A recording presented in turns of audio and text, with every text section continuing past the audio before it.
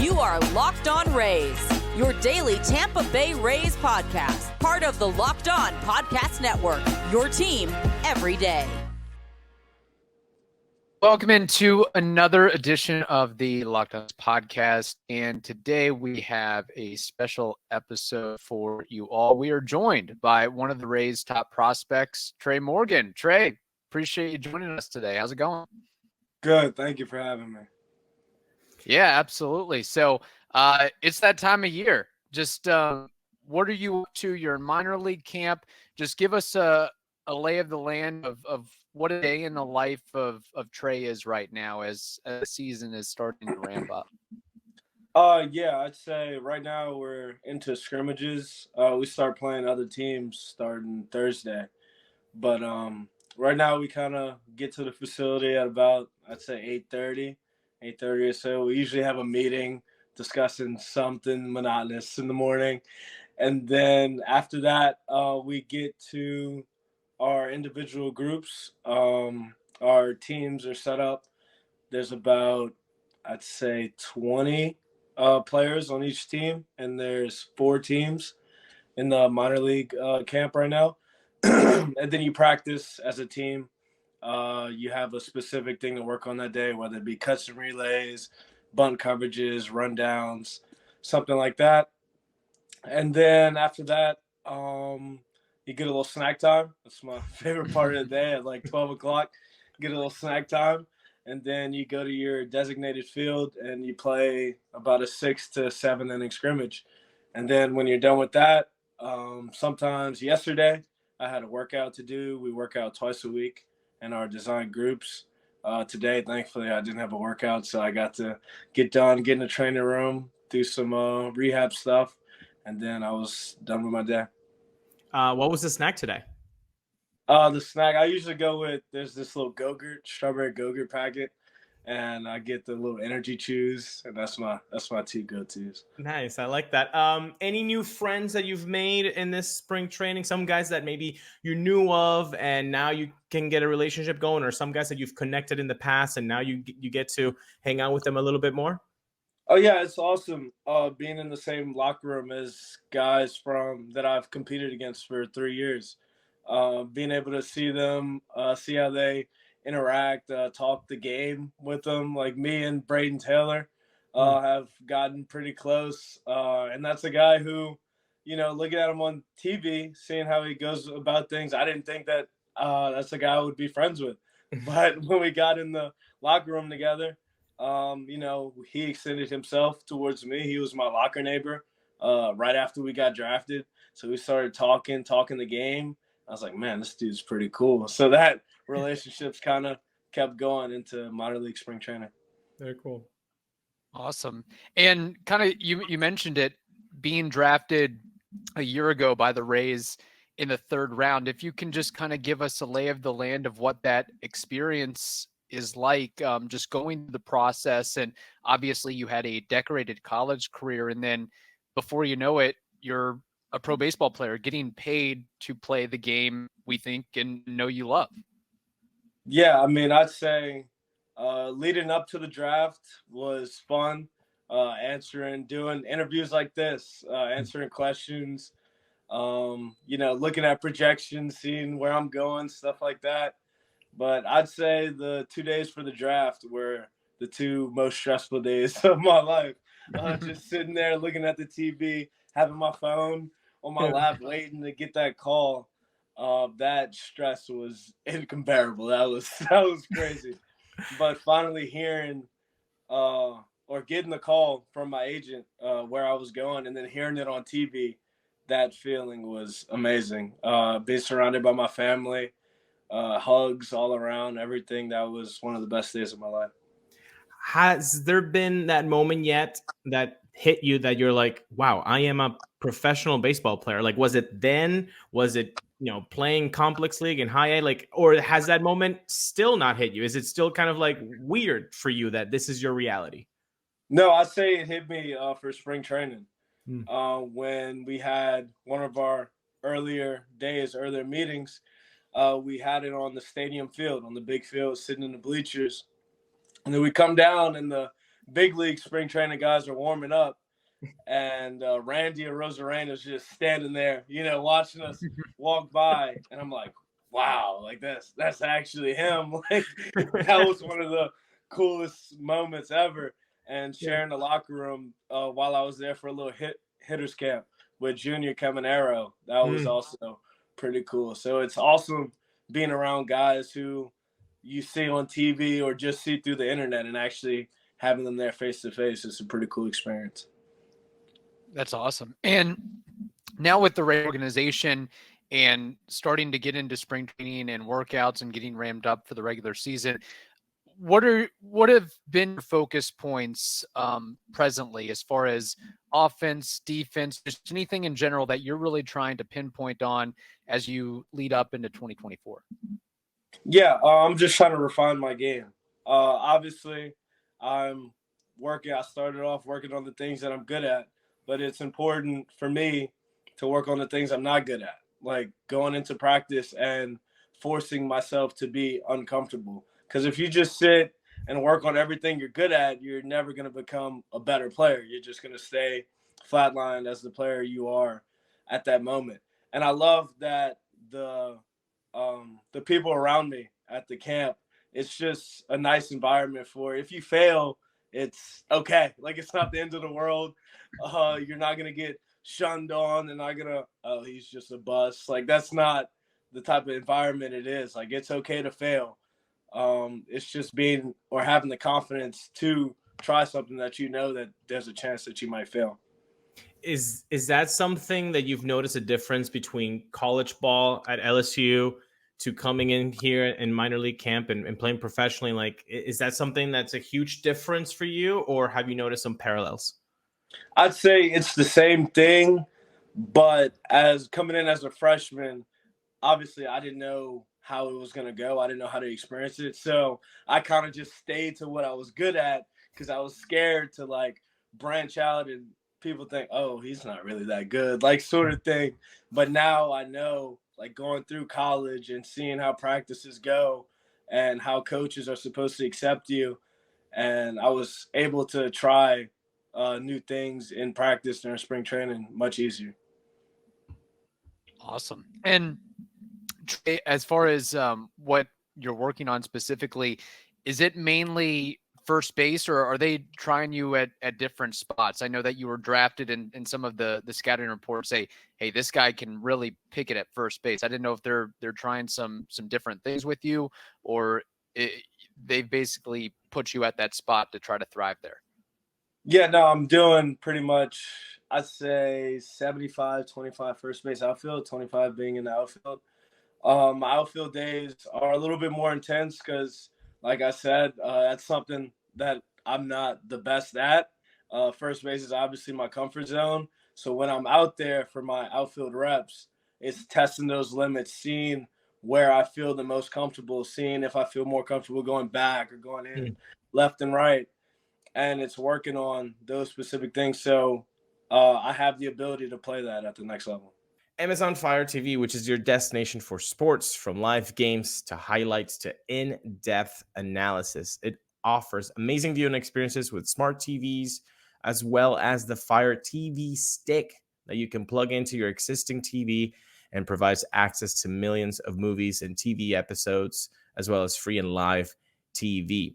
Recently, they created Fire TV channels to deliver a constant supply of the latest videos from your favorite sports brand, all for free. That includes all of us at Locked On. So if you're a Locked On fan, hey, guess what? You can have this on the Fire TV channels and most of the big pro leagues and college conferences as well. Fire TV channels lets you dive into all of the game analysis, highlights, and more to keep up to date on all the latest world of sports. March Madness, which is coming up, NBA and MLB, and lots more. Not to mention great news, entertainment, gaming, travel, cooking videos as well. I'm hungry already, and it's very early in the morning. Check out Fire TV channels on Fire TV and Alexa devices. If you haven't checked out Fire TV channels, you definitely should. To learn more, visit www.amazon.com/LockedOnFireTV. Get buckets with your first bet on FanDuel, America's #1 sportsbook, because right now new customers get $150 in bonus bets with any winning $5 bet. That's $150 if your bet wins. Bet on all your favorite NBA players and teams with quick bets, live same-game parlays, exclusive props, and more. So just visit FanDuel.com/LockedOn, LOCKEDON, to shoot your shot today. I'll repeat it again, FanDuel.com/LOCKEDON, to shoot your shot. FanDuel, they are the official sportsbook partner of the NBA. I saw a tremendous catch talking about the outfield that you did. I believe it was against Texas A&M. It was, they call circus catches like Sports Center, da-da-da. Like it was unreal. Can you, for those folks that might have not seen that highlight reel, can you walk us through that play? And also, I just kind of want to, dive deep here with the outfield. Like, how did that happen first? Do you enjoy it? Is there something that you think, maybe are you a shallow player in left field? Like, just talk to us a little bit about that. Yeah, going to a play first.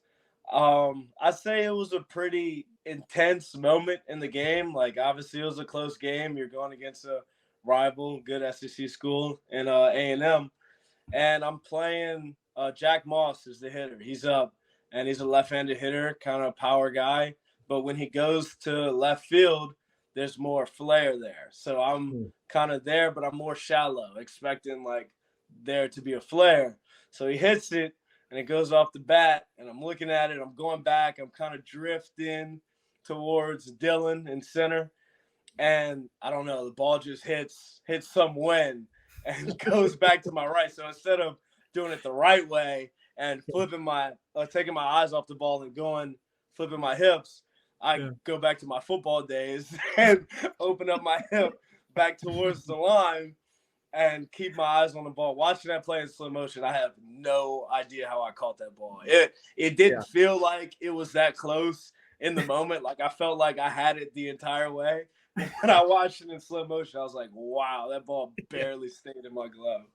But I mean, that was a crazy. It was a bad play that turned into a top. And now it isn't out, baby. Like, just capture that out. It's all good. And everybody's just going to see, an F7 there. That's all that matters. Right. Exactly. Okay. So what about the outfield play? Like, do you enjoy playing a shallow left field? Is the sprints, the jumps something that, you are practicing on? Just talk to us a little bit about what's happening with the outfield. Yeah.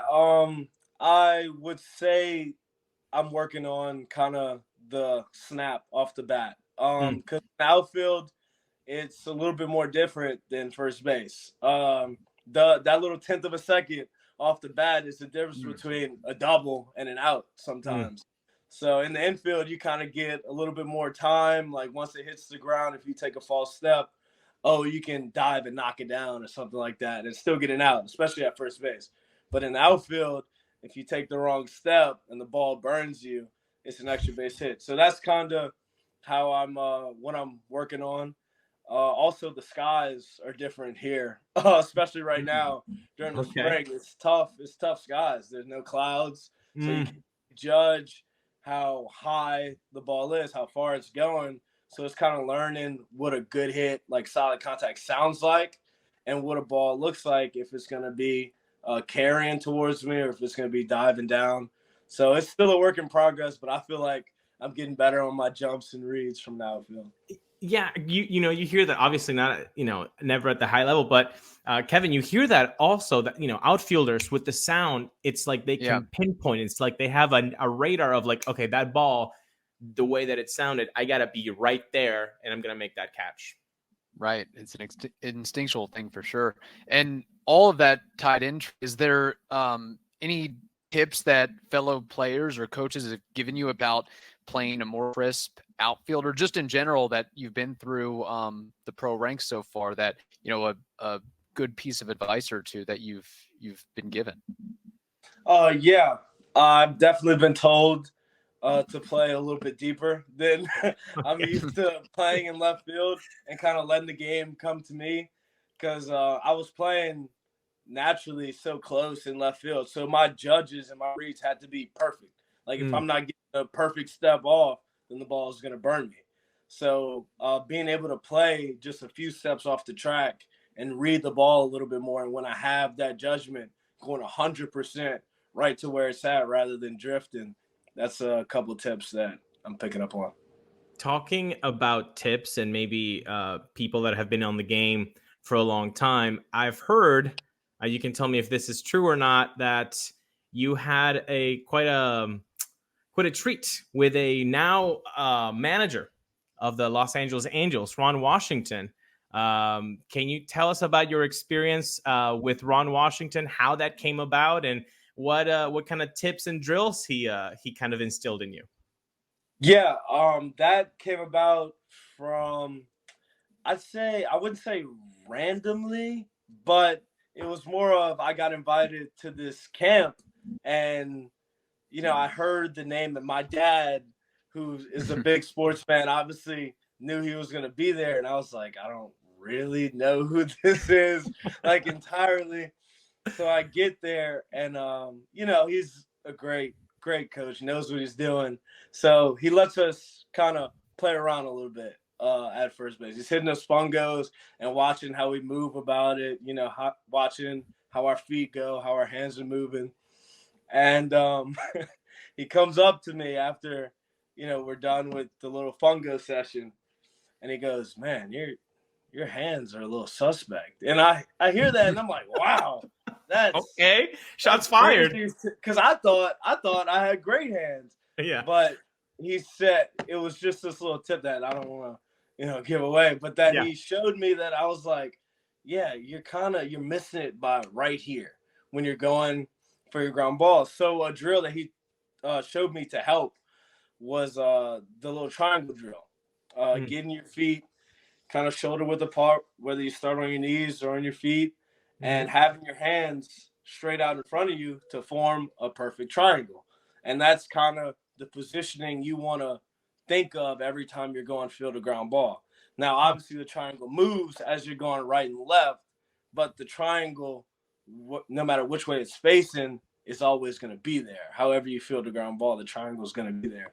And your feet follow the triangle when you throw, whether you're going sideways or diagonal. So now, every time I go field ground balls, I start with the triangle drill. I start with my hand behind my back and on my knees with my glove hand out, and I go field in the triangle. And that's what he gave me. Very cool. Awesome. So we've talked a lot of defense here, but how about offensively? What are you kind of focusing on this season? Are you changing anything in the way of your setup or your stance? Anything that you're really wanting to prioritize this season? Yeah, hitting's obviously, you guys know, hitting's always gonna change. Hitting's fluid. So I'm kind of working with some different things, but the main thing that I focus on is pitch selection. So I'm a free swinger. As you guys probably know, my 3 years in college, I like to swing the bat. I swing a lot. Yeah. I swing at strikes, but I swing a lot. So it's fun. Just kind of, it's not really stopping myself from swinging. It's just learning how to swing at the right strikes, like swing at strikes that you can do damage on, and not be too worried about the result, more with the process. Because if I'd go up there and ambush a first pitch fastball that was in on my hands and get jammed and get a single, I'd be like, okay, like, yeah, that works. But that's not the process. That's just being worried about the result. And ultimately, if you're too worried about the result, you're never going to get better. You're not going to be a great hitter. So it's just focusing on the process of choosing the right pitches to swing at.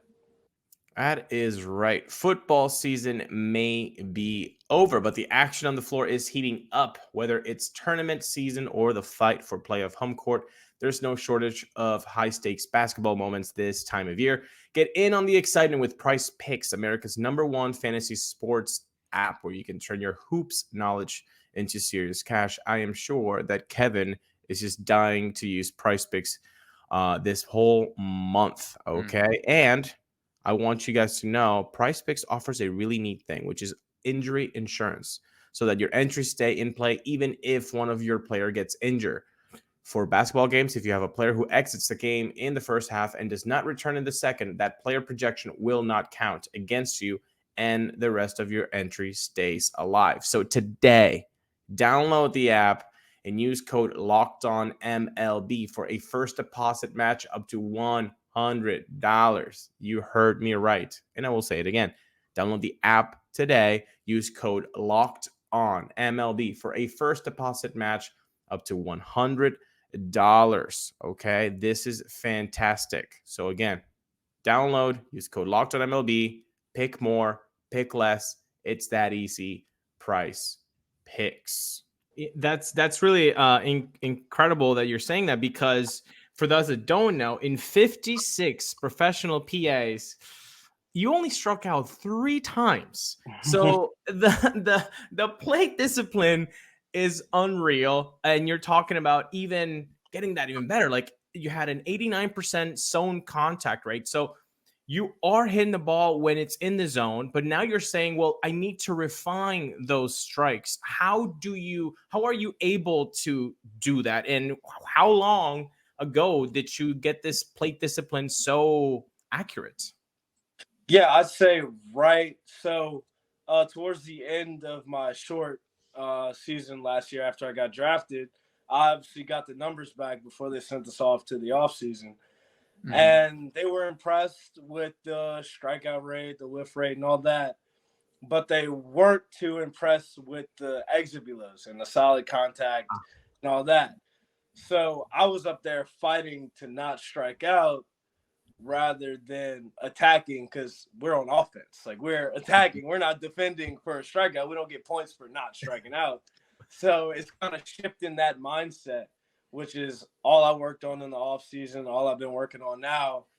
For when I attack the ball in the zone, if it's somewhere I like, I'm not just trying to touch it. I'm trying to do damage on it. And if I foul it off, if I swing and miss, so what? Because when I get to 2 strikes, that's when the fun starts. That's when I like battling with 2 strikes. That's when I can go back to, I can just play pepper with it when I get to 2 strikes. But before that, it's capitalizing on pitchers' mistakes. How much different? I know you haven't had a ton of action in the low ranks thus far with the injury, and then you've been drafted, of course. But can you kind of illuminate the differences in pitchers and gameplay between pro ball and high-level SEC ball? Or is it something you really haven't noticed of? It's pretty much a seamless step for you. I would say at this point in time, because I only finished in low A, the scouting reports we would get on pitchers, one thing I noticed is every pitcher does one thing very well. And he has weaknesses, but he has this one thing that is pretty much why he got drafted, which is why he's here while we're facing him. So whether that be a guy up there who rams it up to 100 but doesn't know where it's going, or a guy who only throws 90 but can paint it, can throw it in, out, up, down. So you kind of look at the scouting report and notice the differences between these pitchers, because, man, you face every pitcher in the staff like during the week. So you face every pitcher at least one time. So that's kind of deciphering the differences in these pitchers. Oh, very cool. So according to MLB.com, Tre, you are ranked as the 15th best prospect in the Rays organization. And there's scouting grades and a whole list of paragraphs about what makes you a special player. But what would you consider, what would you say your special trait or special traits are as a player? Try to sell the audience here as why Tre Morgan, is good, basically.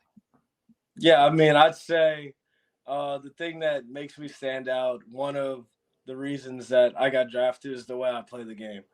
Every time I step on the field, I play like it's my last time playing the game, whether it be practice or a game, inter-squad, anything like that, because you never know when your time's done. You never know when a freak injury is going to happen. You never know when you're going to be told that, hey, you're not good enough to play anymore. Like, you got to hang them up. Yeah. You never know when that's going to happen. And I'd say that that came from when I was 12 years old. I took a trip to the Dominican Republic to play baseball. And before that, like, yeah, I was a travel ball star. Like, I was good. I was cold. Like, aren't we all at that point? But I saw the fields that we were playing on, and I saw the kids that would come and watch us play and would beg for us to, give them a glove or a batting glove or just one cleat. And it kind of shocked me. Like, obviously, like, I'm still talking about it to this day. Like, who am I to take for granted playing this game with the luxuries that I have playing in the States, all the amenities that we have, opportunities that I have to play this game? What would they do if they had the same opportunities as me? So ever since I came back from that trip, my workouts were different. I played the game different. I just kind of moved like it was always my last time playing, because I knew just a short plane ride away, they weren't doing, or they didn't have the opportunities that I had. What a lovely perspective, Trey. I think you just gained a lot of fans, of Rays fans, pulling for you because of that answer. You were with Kevin. He was asking you about rankings and what scouts say. You do good. Let's turn it over a little bit. How do you keep the noise away from snide comments from scouts? He can't do this. He can't do that. Rankings come out. Wait, that guy's ranked higher than me, but he has way less than I. How do you avoid that? Do you avoid it? How do you keep the noise away? Like, what are some things that you do to keep that kind of away from your focus? Yeah, I mean, I just take what I read with a grain of salt. I look at it. If it's there, I'm gonna click the link. I'm not one of those who has to delete Twitter or all that to focus.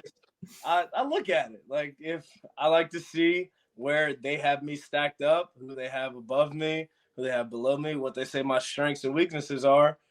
But I don't let that affect my work ethic or what I show up and work on that day.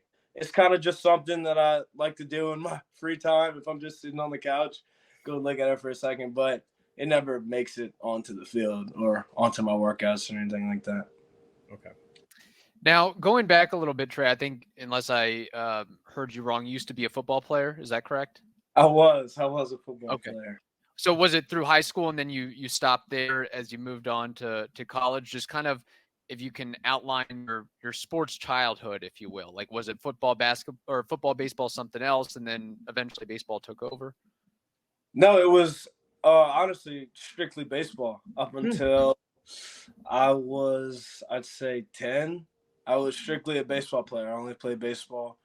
And then after that, my dad wanted me to be a quarterback. He was a quarterback in high school, college. I had a good arm, so he showed me everything it takes to be a good, great quarterback. So we're going through all this just as hard as we did baseball workouts too. Like, we'd do our baseball stuff, and then right after, grab the football. I'm working on quarterback.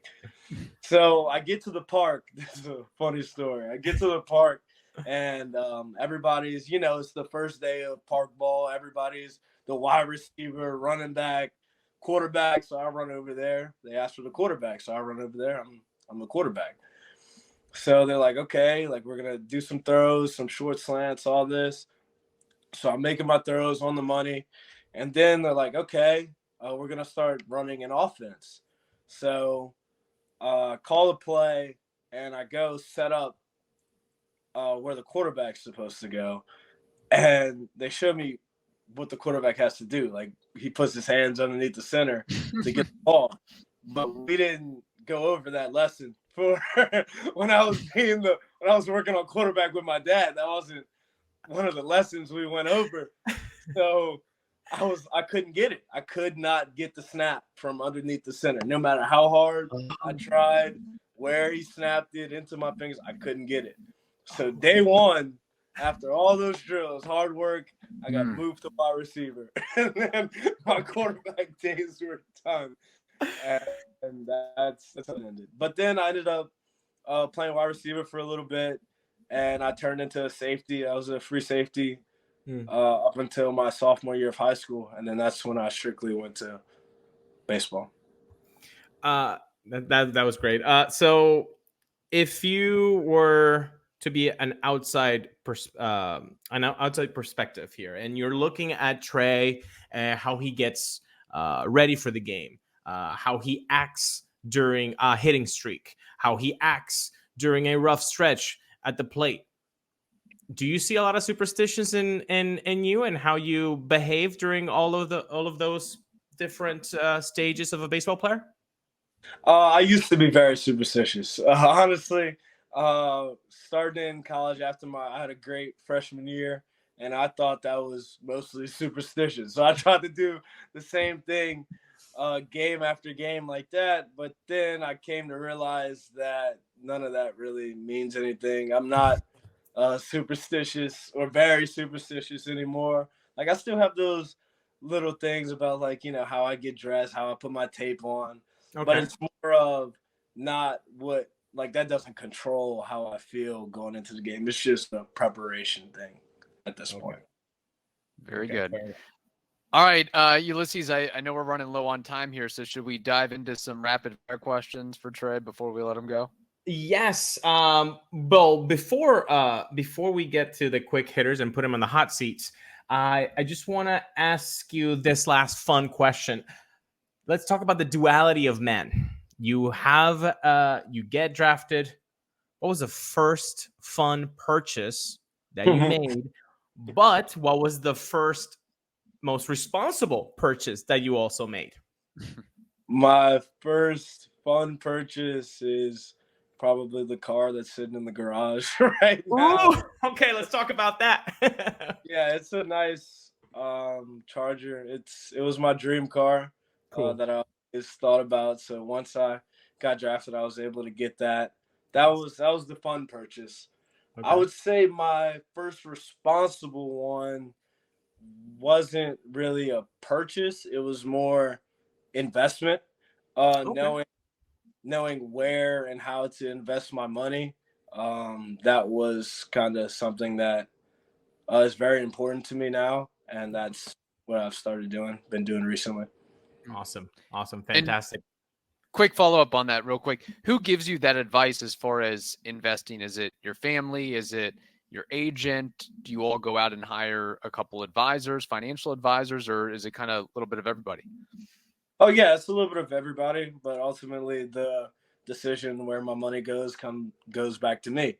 So we talk about it as a group because it's all one team with one goal in mind, and we kind of see where the smartest decision for me to put it would be. Okay. Awesome. All right. Well, let's get into these quick hitters before we sign off here. Tre, and you can answer this in a sentence or just a couple words. Which MLB player did you grow up idolizing? I idolized King Griffey Jr. Okay. Great. Good answer. Good answer. Great answer. Favorite superhero? Favorite superhero? I'd say The Flash. Okay. Favorite food? Favorite food? My mom's chicken Alfredo. That's that hit me. That already sounds delicious in my head. TikTok or Instagram? Oh, it depends on what kind of mood I am. If I'm just trying to waste time, definitely TikTok. But if I'm looking for something, more specific, I go Instagram. So I'd say both. Okay. What is your go-to favorite TV show / movie? I could watch Breaking Bad over, and I think I've watched it 4 times now. I could watch that series over and over again. And movie-wise, I don't know. I'm not a big, no movie has struck me as, a repeat watch. Obviously, if I'm thinking sports movies, I go Moneyball. That's that's something I like. But I wouldn't say outside of sports I have a specific movie I like. Obviously, traditional stats, analytics, we have to take care of both. But you as a ball player, when you see that Jumbotron and you look at the numbers, what matters to you most? Oh, the batting average. That's what that's the first thing I look at. If it's below 3, then we got some work to do. Okay, fair enough. Well, I think I might know this answer based on your shirt. Favorite musical artist? Oh no, not Drake. My favorite, okay. Young Boy out of Baton Rouge. All right. Ooh, okay. All right, New Orleans. Okay.